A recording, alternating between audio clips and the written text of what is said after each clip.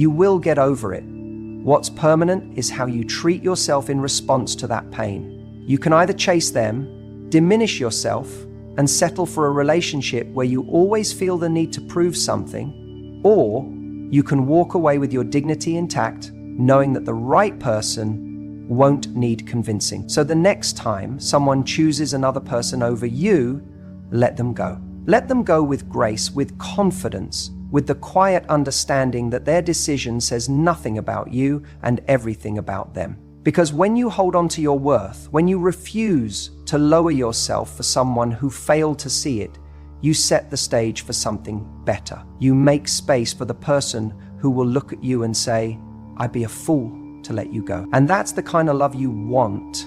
That's the kind of love you deserve. The kind that doesn't need persuasion, the kind that doesn't need convincing, the kind that simply knows. You win by choosing yourself. And I don't just mean that in some vague self-love Instagram quote kind of way. I mean it in the deepest, most practical sense. When someone walks away from you, when they make a choice that doesn't include you, you don't lose. You gain something invaluable. The chance to finally see yourself as the one who matters most. Think about it. How many times have you twisted yourself into knots trying to be what someone else wanted? How many moments have you spent analyzing their texts, replaying conversations in your mind, wondering if you could have said or done something differently?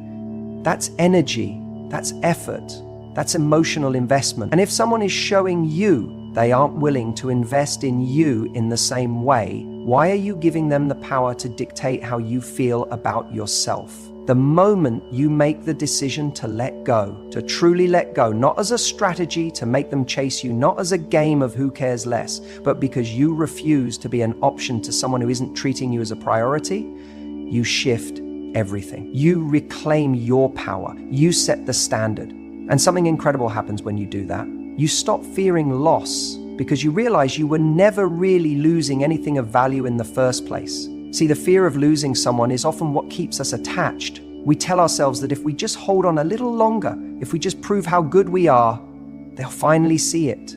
But real love doesn't work that way. A person who values you sees your worth without you having to prove it. They don't need to be convinced to stay.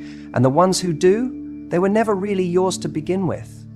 There's a reason the phrase choosing yourself is so powerful, because when you do, you shift from waiting for someone else's decision to making your own. And making that decision is the ultimate act of self-respect. It says, "I am not going to sit around and hope that someone finally recognizes what I bring to the table. I am the table." And let me tell you something. When you carry yourself with that kind of certainty, it changes how people see you. It changes how you see yourself. It changes the energy you bring into every interaction.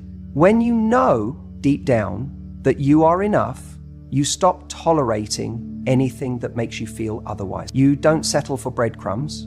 You don't wait for someone to figure out if they want to be with you. You don't beg for clarity from someone who should have made it clear from the start. The irony is, the second you choose yourself, you instantly become more attractive, because confidence isn't loud, it isn't desperate, it isn't trying to prove anything, it simply exists. And people are drawn to that. People respect that